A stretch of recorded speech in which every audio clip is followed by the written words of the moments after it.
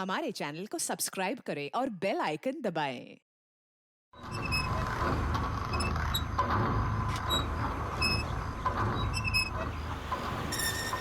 Oh my God यार, ये जगह कितनी सुंदर है। वाओ, कितनी अच्छी जगह है ये।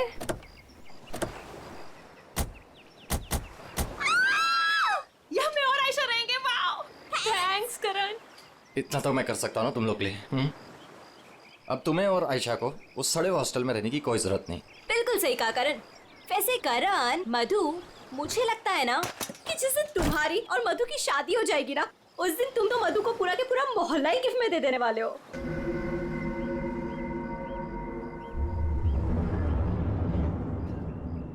लगता है सामने वाले घर में कोई रहता है।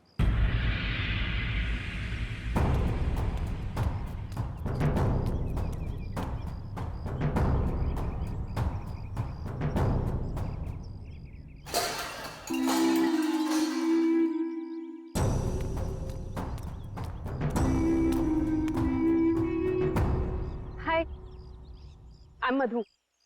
ये आयशा, हम आपके पड़ोसी हैं। हाय। और आप? मैं सामने के घर में रहता हूँ अपनी माँ के साथ। मेरा नाम विनय है और वो खाना अच्छा बनाती है।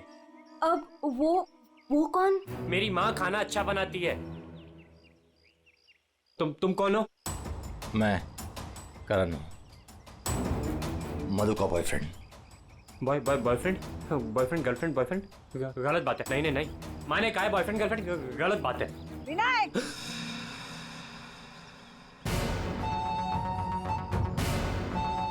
घर में चलो।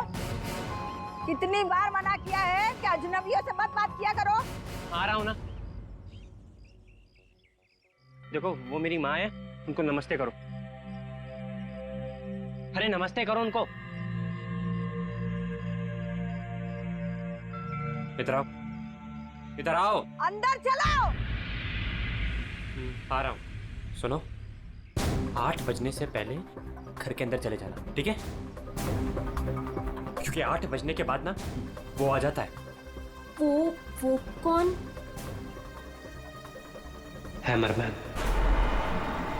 लेकिन याद रखना, दरवाजे खोलना मत। हम भी नहीं खोलते, कोई नहीं खोलता। ध्यान रखना, दरवाजे मत खोलना, ठीक है? मैं जा रहा हूँ, bye.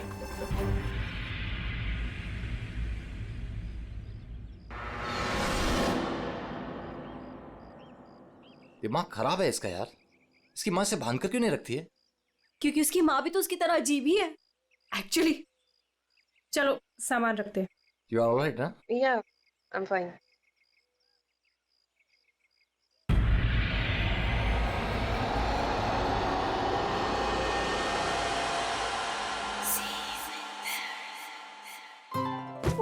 So beautiful. Thanks Karan, you really love me. अच्छा गाइस, सुनो ना, हम ना यहाँ पर एक कल गेट टुगेदर पार्टी करते हैं। What say? हाँ, कुछ भी करो यार, ये घर तुम्हारा ही है। और ये रही घर की चाबियां। एक सेकेंड, एक चाबी मैं रख लेता हूँ, क्या पता कब जरूरत पड़ जाए। आयशा, एक चाबी तुम भी रख लो। ये लो। Thanks. ओह नो, क्या हुआ? 6:40 हो गए। मुझे सर्विस सेंटर जाना था अपनी कार लेने, और उसके बाद फिर माँ को भी मिलने जाना है। करण, एक मिनट रुको। मुझे रास्ते में अपनी कजिन क्या ड्रॉप कर दोगे? वो प्रोजेक्ट कंप्लीट करना है मुझे। अरे तुम मेरे साथ चलोगी तो मधु का ख्याल कौन रखेगा? करण, मैं अपने घर में हूँ, जंगल में नहीं हूँ। तुम आयशा को लेकर जाओ, don't worry, I will be fine. Are you sure? Yes. Thanks Madhu. लेकिन मधु, अंदर से दरवाजा बहुत अच्छे से बंद कर लेना। ओके। ठीक है, चलो बाय।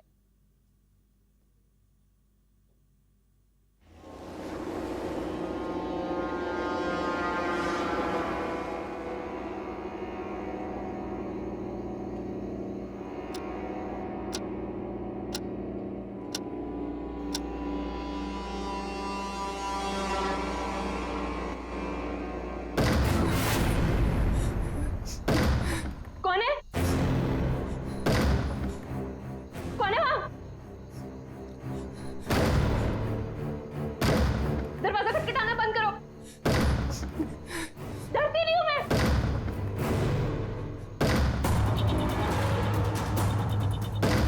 क्या करूं? करण को फोन कर।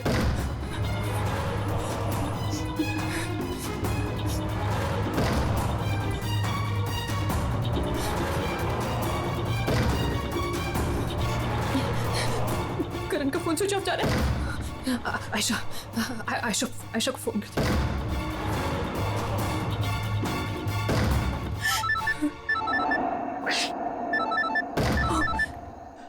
अब क्या करूं?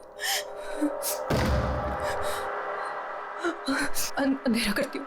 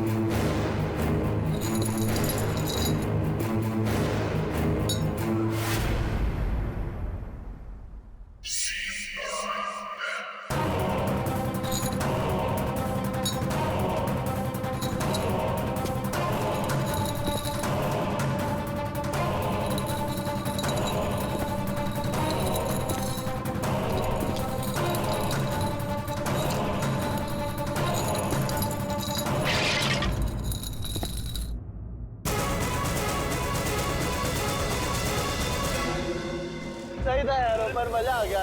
कल रात को तो क्या मस्ती मारी यार। अरे पूछो मत यार, मजा आ गया था बहुत। बस रोक दो भैया, रोक दो। Thank you. अरे मधु ना आज मेरी जान ही ले लेने वाली है। एक तो मैं अपना फोन भूल गई, रात को घर भी नहीं आई। लगता है आज तो वो मुझे ना पक्का इस घर से निकाल ही देने वाली है। अरे अगर वो तुझे घर से निकाल देगी तो हम तुझे घर के अंदर फिर से डाल देंगे। क्यों अभी? ओहो मैडम, घर से तो तब निकलोगी जब घर के अंदर जाओगी। जाओ, डोरबेल बजाओ, मधु को लेके लंच पे जाना है, वीकेंड की प्लानिंग करनी है। गो फास्ट। जा रही हूँ। और जल्दी आओ।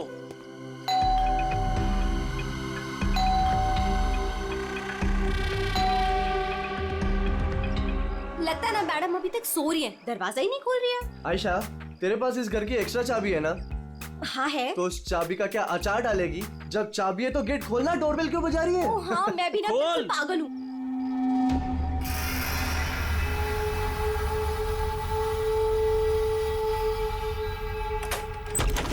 मधु, अरे मधु, कब तक सोएगी? उठ, मधु, मधु, मधु, अरे उधर देखो यार।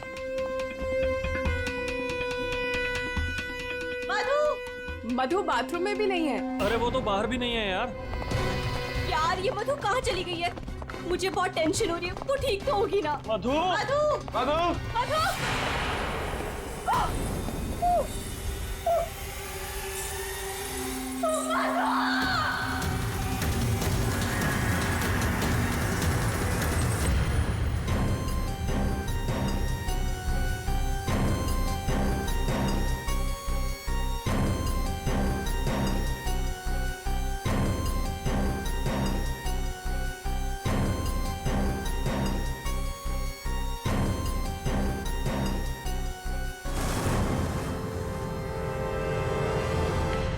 अभिजीत, इस हथौड़े से जिस पर भी वार किया गया होगा ना, लगता नहीं वो जिंदा बचा होगा। सर मगर लाश कहाँ है?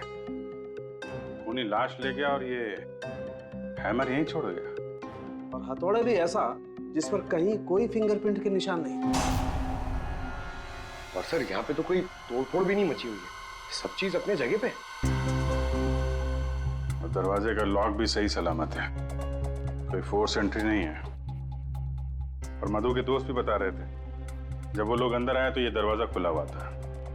शायद खूनी के पास डुप्लीकेट चाबी होगी। दरवाजा खोल के अंदर आया, मधु के सिर पे हथौड़ा मारा और गायब। मगर यहाँ खून के चीटे भी नहीं दिख रहे हैं। हथौड़ा मारा तो खून तो बहना चाहिए ना। शायद खून साफ कर दिया होगा। सिर्फ मधु ही यहाँ पे थी या कोई और भी था? नहीं सर, मधु इस घर में अकेली थी। इस घर की चाबी और किस किस के पास रहती है? सर, ये सवाल आपको करण से पूछना चाहिए सर। क्यों? करण से ही क्यों? करण ने ये घर आयशा और मधु के लिए लिया था, तो सर एक चाबी करण के पास भी थी। मधु और आयशा के लिए करण ने घर लिया था, क्यों? मधु करण की गर्लफ्रेंड थी सर। कल रात आयशा तुम कहाँ थी? सर वो कल रात मैं अपने कजिन को मिलने गई थी, वापस आना था तो लगेज यही छोड़कर गई थी, पर लेट हो गया था, सोचा कॉल कर मधु को सब बता दूं, पर अपना फोन भी यही भूल गई थी सर। जरा इस करण का फोन नंबर देना।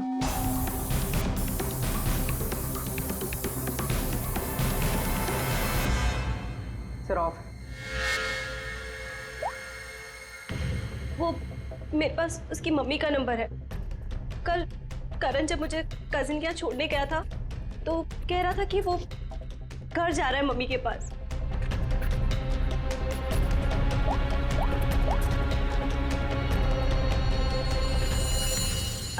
हेलो आंटी, करण है? कल रात को आया था क्या वो?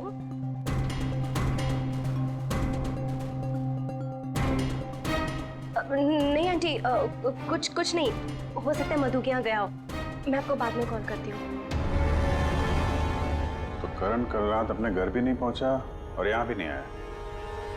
सर मुझे आपको एक बात बतानी थी। वो हमारे नेबर्स जो है ना, उन्होंने कहा था कि यहाँ पर एक हैमरमैन आता है रात को,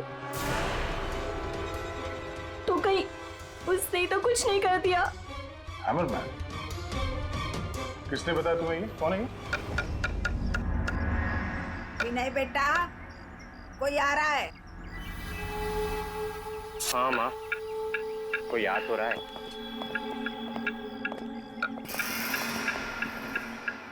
सब्जी काट रही है या लकड़ी काट रही है? काट वहां रही है, आवाज यहाँ तक आ रही है।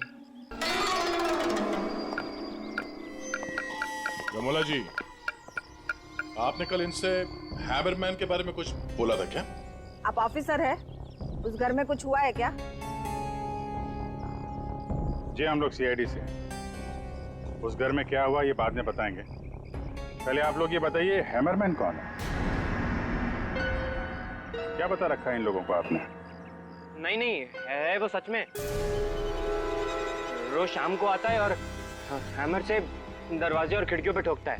आप देखिए ना, वो उधर निशान बने।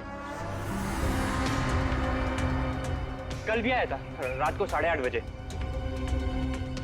सामने के घर में ठोक रहा था। इसीलिए मैंने पूछा कि उस घर में कुछ हुआ है क्या? आपने हैमरमैन को देखा है? देखा है। आपने हैमरमैन का चेहरा देखा? हाँ देखा है। कैसे दिखता है वो मास्क पहनता है। अच्छा, कल रात भी कुछ हुआ था? कुछ देखा है, सुना है आप लोगों ने? हाँ देखा था।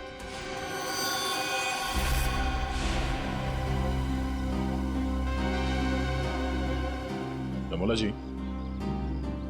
अभी आंख दिखाने से कोई फायदा नहीं। बोलो, क्या देखा था तुमने? कल रात 8:30 बजे मैंने खिड़की से देखा कि बस फिर मैंने नहीं देखा। माँ ने खिड़की बंद कर दी। एक आदमी और एक औरत। वो आदमी तो करण हो सकता है। और सर वो औरत? करण की कोई साथी? दोनों अंदर गए, मधु का खून किया और लाश लेके पीछे के रास्ते से निकल गए। एक बार पीछे की तरफ देख लेते हैं। आप लोग यहीं पे रुकिए। पूर्वी, इनसे हैमरमैन का स्केच बनवाओ। पीछे के दरवाजे से वही घुसेगा जिससे अपने पड़ोसियों की नजरों से बचना होगा। वो नहीं होगा जो मधु को लेकर निकल गया।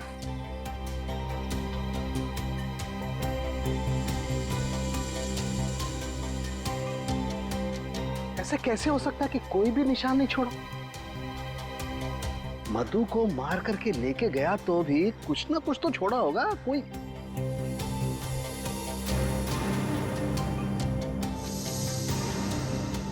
एक मिनट, ये क्या है?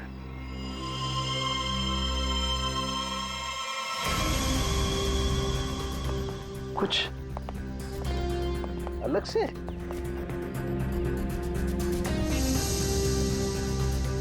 नी मिट्टी यहाँ पे?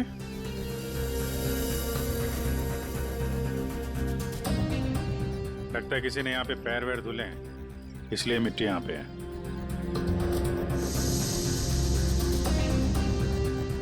अभिजीत, ये मिट्टी में जो है ये बहुत खास है। ये देखो, इस मिट्टी में एल्गी है। शैवाल? शैवाल एक तरीके की काई होती है, और ये काई यहाँ की मिट्टी में नहीं हो सकती। ये तो ऐसी मिट्टी में होगी जो पानी वाली जगह होगी, कोई तालाब, कोई झील, कुछ ऐसा। झील, तालाब? ये तालाब है जो मधु के घर से सबसे नजदीक।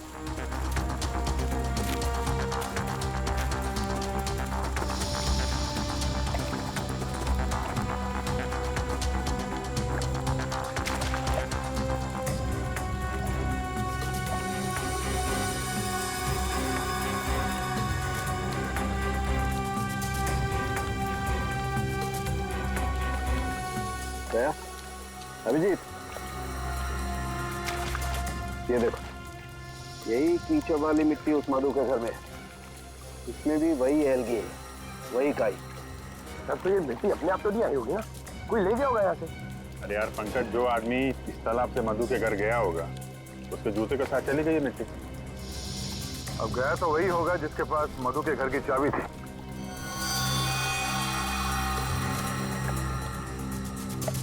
पर कौन गया होगा? अब चाहे वो हैमरमैन हो या फिर कोई और। हैमरमैन? ये हैमरमैन ने किया है क्या? काम तो उसी का ही लग रहा है। हाँ।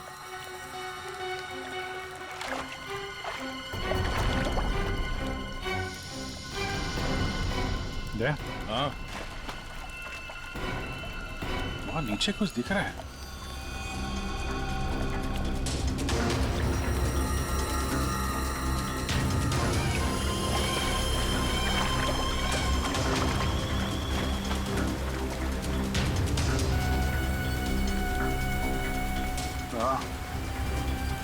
कुछ है तो सही वहां पर। डाइवर्स को बुलाते हैं और क्रेन भी।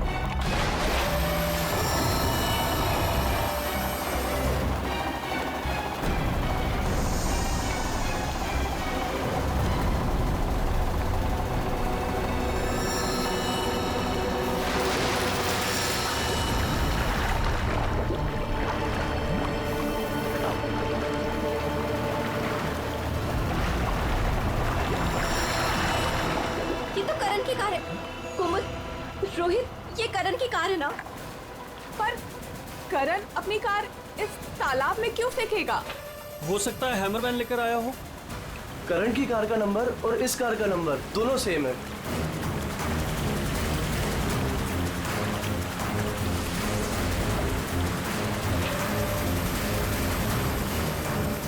लेकिन ये कार यहाँ आई कैसे होगी? अब जाहिर सी बात है, करण की कार अपने आप इस झील में तो नहीं गई होगी। और कल करण ने आयशा से कहा था ना कि अपनी माँ के घर जा रहा है, तो अपनी माँ के घर तो नहीं गया, मधु के घर गया। मधु के घर की चाबी भी थी उसके पास। लगता है ये करण ही हैमरमैन हो। ये हैमरमैन के साथ मिलके उसने मधु का खून कर दिया लाश इसमें डाल दी और कार पानी में फेंक दी। आप लोग यहीं पे रुकिए।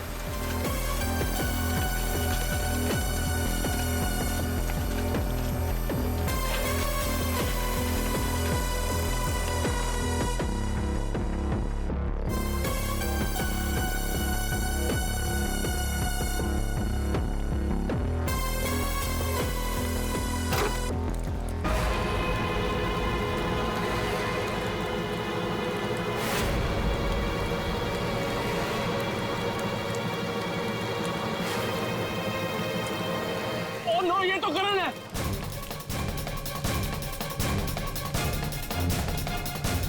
प्लीज प्लीज आगे मत जाइए।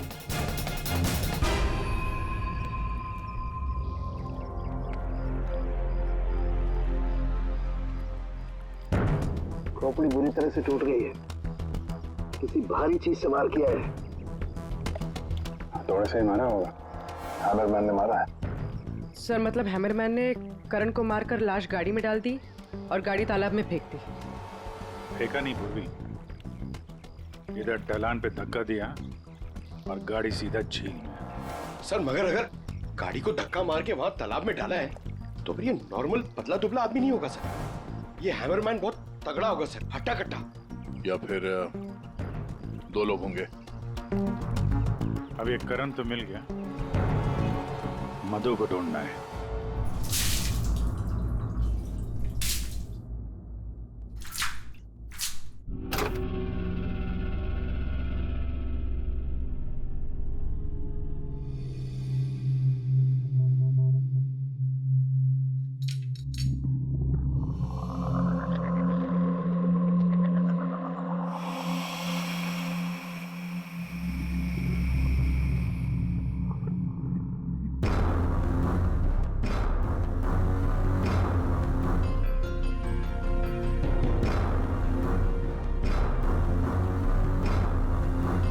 कपड़े का टुकड़ा। इस कपड़े के टुकड़े का रंग करण के कपड़े के टुकड़े से तो मैच नहीं करता है, तो शायद ये खूनी का होगा। सर क्या होता रिका? सर इस कपड़े के टुकड़े के अलावा और भी ऐसा कुछ है जो हमें बहुत कुछ बता सकता है। अंगूठी डायमंड की है। लगता है कार चलाते समय गियर बदलते वक्त गिर गई होगी। तो ये लड़की कार चला रही होगी तो तारिका कार चलाने वाला इस मिरर को भी जरूर एडजस्ट तो करता ही होगा ना? क्या बोलती है? सही बात।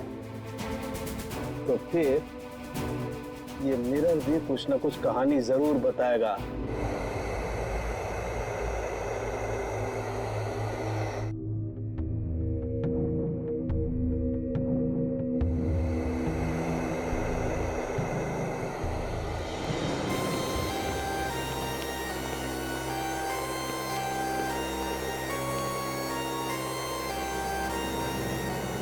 शीशे के बाल सुखा रहे हैं क्या? पूरा शीशा सुखा रहा हूं। जब ये सूख जाएगा ना बहुत कुछ बोलेगा, लेकिन फिलहाल ये करण ने और अंगूठी ने जो बोला है वो सुन लीजिए। इस हथौड़े पर जो खून लगा है ना, बस ये करण के खून से मैच होता है। मधु के घर में करण की ही हत्या हुई। और सर ये हीरे की अंगूठी मिली हमें उस गाड़ी में से, ड्राइवर सीट के नीचे पैरों के पास। ये अंगूठी? ये तो मधु की है। हाँ सर, हमने मधु के घर से उसके कुछ फोटोग्राफ्स लिए थे, उसमें मधु ने यही अंगूठी पहन रखी। इसका मतलब वो कार झील तक मधु चला कर लाई और इसीलिए वो अंगूठी कार में गिर गई। तो क्या करण का खून मधु ने किया? नहीं दिया, मुझे नहीं लगता। ये चक्कर कुछ और ही है। अगर ये अंगूठी मधु रेगुलरली पहना करती थी तो इतने आसानी से उंगलियों से निकलेगी ही नहीं ना। वो गिरेगी कैसे? वो तो जरूर वहां पर जानबूझकर डाली गई थी ताकि सारा शक मधु पर जाए और हम मधु के आसपास ही घूमते रहे।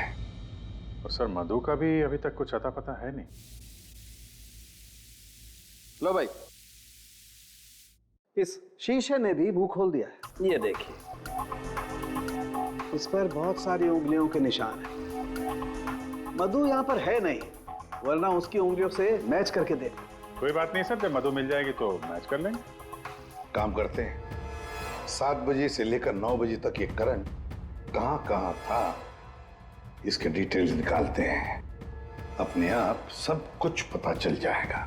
तो करण का सेलफोन डेटा जो हमें मिला उससे ये पता चलता है कि करण और आयशा 6:44 पर मधु के घर से निकले थे और उसके बाद 7:15 पर करण ने आयशा को ए ब्लॉक पालिन चौक ब्लू पार्क पे ड्रॉप किया था और वहां से करण को जाना था अपनी माँ के घर बराली, लेकिन वहां ना जाकर ये वापस मुड़ता है और मधु के घर की तरफ आता है और उसी रास्ते में 5 किलोमीटर तक जाने के बाद सर करीब 7:30 बजे जेसी मार्केट फुलवाड़ी में वो रुकता है और यहाँ पे एक और नंबर आके उससे मिलता है सर, और ये नंबर करण के साथ करीबन 10 मिनट तक रहता है और उसके बाद वो नंबर गायब हो जाता है और वहां से करण मधु के घर पहुंचता है 8 बजे और 8:40 पर उसका फोन बंद हो जाता है।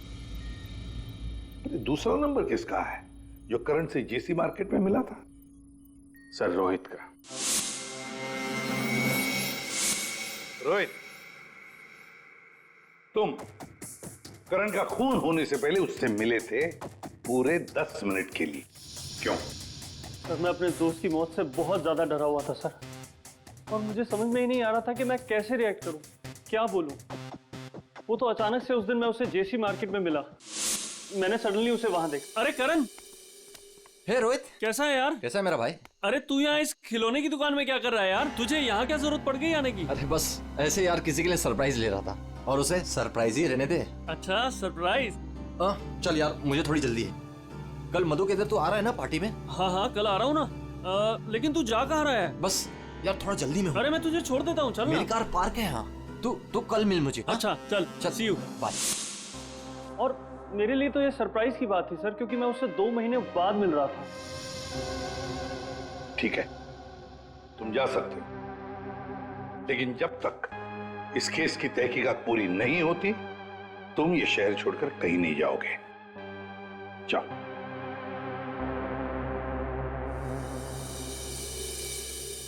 बड़ी अजीब बात है, ये करण अपनी मां से मिलने जाता है लेकिन वहां नहीं जाता है खिलौने की दुकान में। क्यों? तो फिर क्या खरीदता है वहां पर और किसके लिए? उसने वहां से जो कुछ भी खरीदा होगा वो लेकर वो सीधे मधु के घर गया। तो कहीं उसने वहां से ये मास्क तो नहीं लिया? और वहां से वो मधु के घर पहुंच गया जहां पे हैमरमैन उसका इंतजार कर रहा था, जिसने खून कर दिया उसका। अब ये तो कुमुद ही बता सकती है। कुमुद? सर आखिरी बार करण की बातचीत फोन पर कुमुद से हुई थी और विनय ने भी बताया था सर कि उस रात हैमरमैन के आने से पहले घर के बाहर उसने गाड़ी के हेडलाइट पे 2 लोगों को देखा था सर, एक लड़का और एक लड़की, और उस लड़की के हाथ में कुछ ऐसा था जो चमक रहा था। सर कुमुद के हाथ में भी एक ब्रेसलेट है, वही चमक रहा होगा। ये कुमुद और करण होंगे घर के बाहर।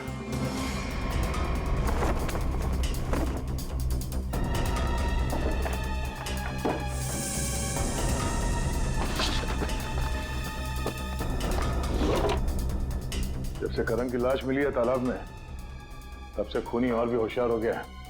सर लगता है ये टीम बहुत छोटी है सर, कुमुद, मधु और ये हैमरमैन। सर लेकिन ये हैमरमैन मिले तो सही, अभी तक तो सिर्फ उसका हैमर ही मिला है तो उसने हमारे लिए छोड़ा है। मैन तो गायब ही है। सर ये कुमुद तो भागने की तैयारी से घर से निकली, सारे कपड़े लेकर भागी और उसका मोबाइल भी स्विच ऑफ आ रहा है। अरे ये कहां से आ गए यहाँ पे? कौन कहां से आ गया? ये देखो, इसका मतलब है ये कुमुद रमोला और विनय को पहले से जानती थी। एनवेलप पे डेट पिछले महीने की है और ये कुमुद बोल रही थी कि ये रमोला और विनय को पहले कभी मिली ही नहीं। तो कहीं ये माँ बेटे रमोला और विनय इस पूरे साजिश में शामिल तो नहीं है? मिलते हैं इन माँ बेटे से।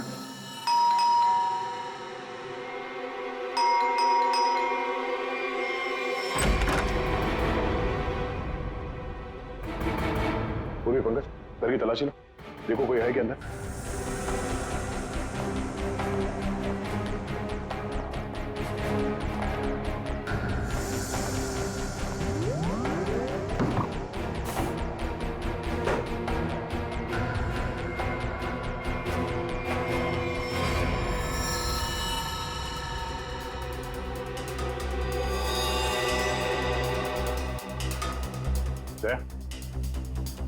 हाँ, ये दीवार देखो यार,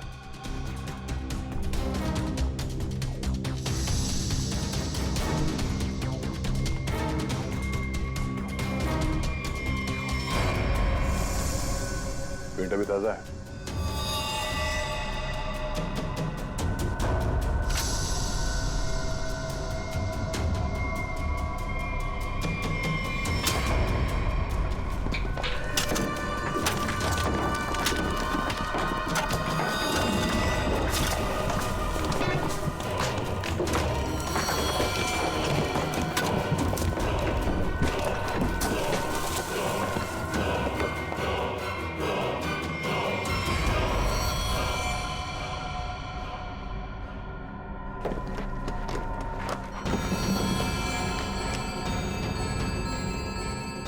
ये तो मधु है, मार के गाड़ दिया दीवार के अंदर, इसीलिए हमें ये कहीं मिल नहीं रही थी।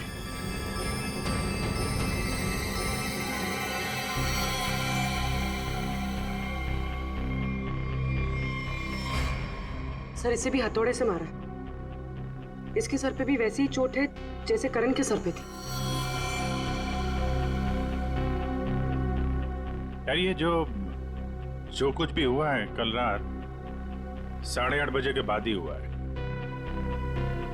बारिश के दिनों में ये दीवार इतनी जल्दी सूख कैसे गई? दीवार के प्लास्टर को सुखाने के लिए कहीं से हीटर या इंडस्ट्रियल हीटर मंगाया होगा। सर अभी यहाँ पे रास्ते पे मोड़ पे मैंने एक वो जो इंडस्ट्रियल इक्विपमेंट भाड़े पे देते ना सर, उसकी दुकान देखी थी सर। जाके पता करो। टोनी है बहुत चालाक, अच्छी प्लानिंग कर रखी थी। उसको मालूम था कि मधु यहाँ सामने वाले मकान में रहने आने वाली है। और यहाँ पे हैमरमैन होने का अफवाह फैला दिया ताकि शक उस पे नहीं हैमरमैन पे जाए। और तीनों फरार हैं, रमोला, विनय और कुमुद। सर मैंने इंडस्ट्रियल हीटर के सप्लायर के बारे में पता किया। इनको रमोला और विनो के बारे में पता है, इन्होंने ही सप्लाई किया था वो हीटर। अच्छा, अब जरा ये फोटो देखिए, यही माँ बेटे आए थे आपके पास? हाँ सर, ये तो मेरे बहुत पुराने ग्राहक हैं। पुराने ग्राहक? जी सर, वो मेरे पड़ोस वाली दुकान से नाटक का सामान लेते थे भाड़े पर। और सर ये कोई किराएदार नहीं है, ना ही माँ बेटे, एक नंबर के फ्रॉड हैं, फ्रॉड। अपने आपको एक्टर बताते हैं सर। आपको पता है ये दोनों कहाँ रहते हैं?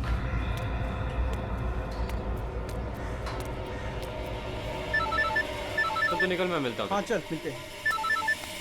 हेलो, मैं चंपा बोल रही हूँ, चाय पानी फिल्म से। हाँ जी बोलिए ना। आपकी एक्टिंग के इतने चर्चे सुने हैं और आपका नंबर मुझे इतनी मुश्किल से मिला है। बस हमने डिसाइड कर लिया है, हम आपको अपनी अगली फिल्म में लॉन्च करेंगे। लॉन्च करेंगे मुझे? मतलब आखिर आपने मेरा टैलेंट पहचान ही लिया? हाँ, अब 1-2 दिन में शूटिंग शुरू हो जाएगी। बस एक प्रॉब्लम है, आपकी बड़ी बहन के कैरेक्टर के लिए कोई अच्छी एक्ट्रेस मिल नहीं रही। बस वो कंफर्म हो जाए तो हम शूटिंग शुरू कर देंगे। अच्छा बड़ी, अरे है ना, बड़ी बहन है। मैं आपकी प्रॉब्लम सॉल्व करता हूँ। अरे वाह, आपने तो मेरी टेंशन ही खत्म कर दी।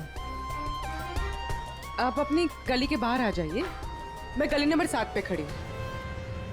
अरे तेरी, अरे मौसी बाहर निकलो। क्या है? अरे बाहर निकलो। क्या हुआ?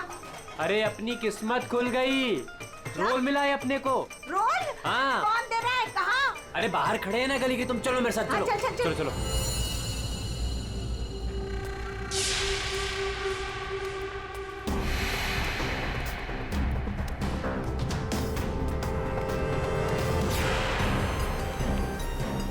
CID? हाँ CID। कहाँ जा रहा है? अच्छे मुजरिम का किरदार तो तुम लोगों ने निभा लिया, अब जरा एक अच्छे गवाह का किरदार भी निभाओ और ये बताओ कि कुमुद कहाँ है?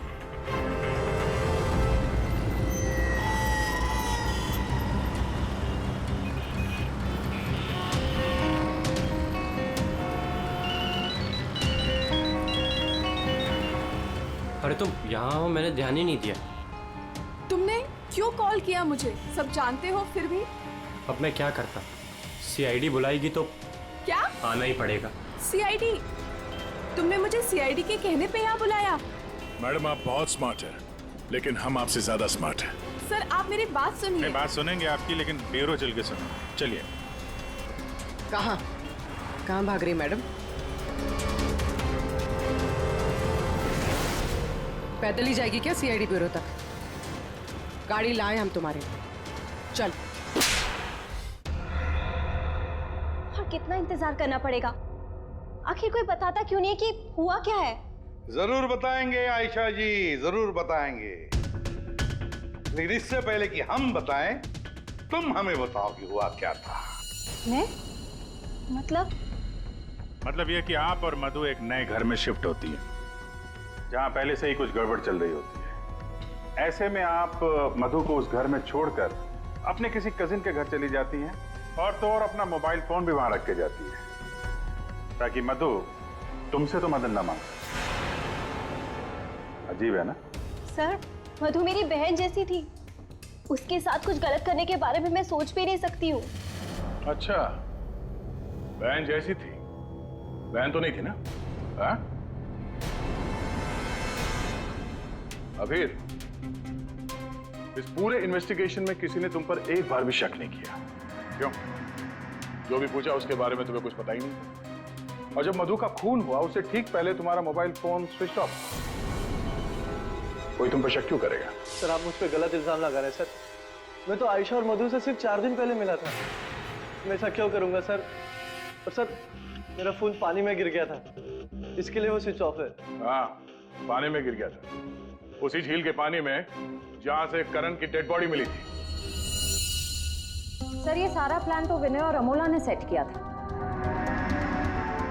पैसों की लालच में ये दोनों इतना गिर गए कि इन्होंने अपने हाथ खून से रंग दिए, मधु को दीवार में चुनवा दिया। और सर अभी भी यही आलाप राग रहे हैं कि हमने कुछ नहीं किया। सच में हमने कुछ नहीं किया है। ये लो, फिर वही राग। फंस गए थे हम। आपको हाँ कहते तो भी फंसते, और ना कहते तो भी फंसते। एक्टिंग करने हमें नहीं मालूम था इतना कुछ हो जाएगा। तो आप लोगों के हिसाब से मधु और करण का खून हम लोगों ने किया है?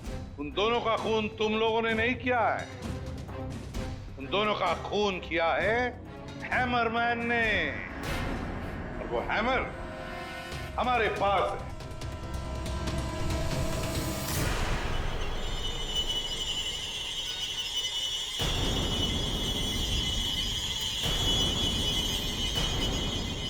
कुमुद, ये कहाँ थी? ये हैमर छुपाने गई थी, हमने ढूंढ निकाला, है ना? I'm sorry रोहित, मुझे माफ कर दो। तुमने मुझसे वादा किया था कि तुम मेरा नाम नहीं लोगे, मैं तुम्हें छोड़ूंगा।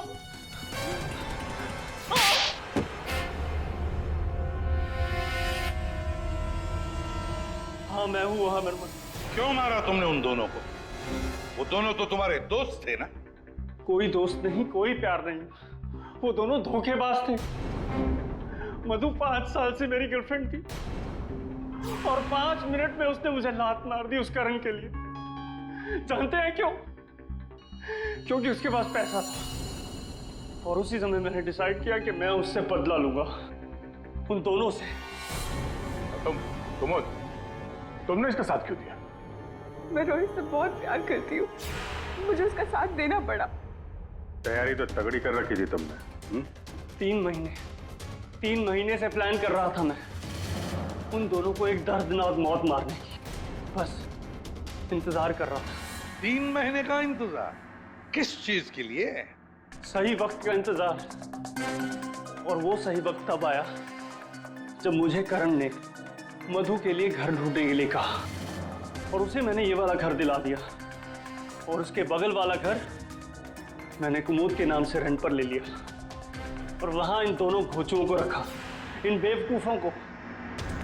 और हैमरमैन बनने का प्लान बनाया, बन गए हैमरमैन ताकि तुम पर कोई शक न करे। हाँ, मानना तो मैं करण को भी चाहता था, लेकिन उस रात नहीं। उस रात मैं सिर्फ मधु को मारने आया था। मैं हैमरमैन बनकर मधु के घर में घुस गया।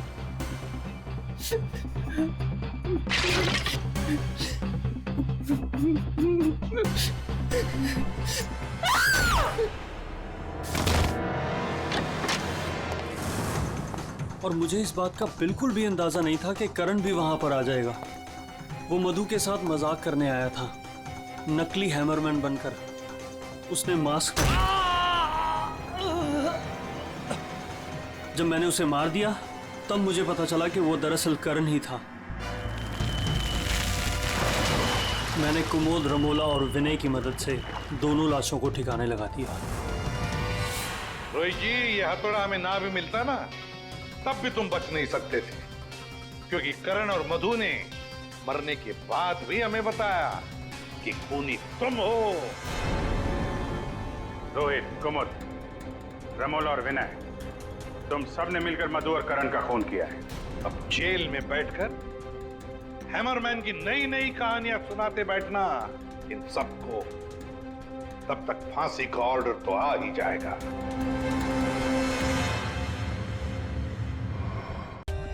For more updates, subscribe to our channel, click the show links and enjoy watching the videos.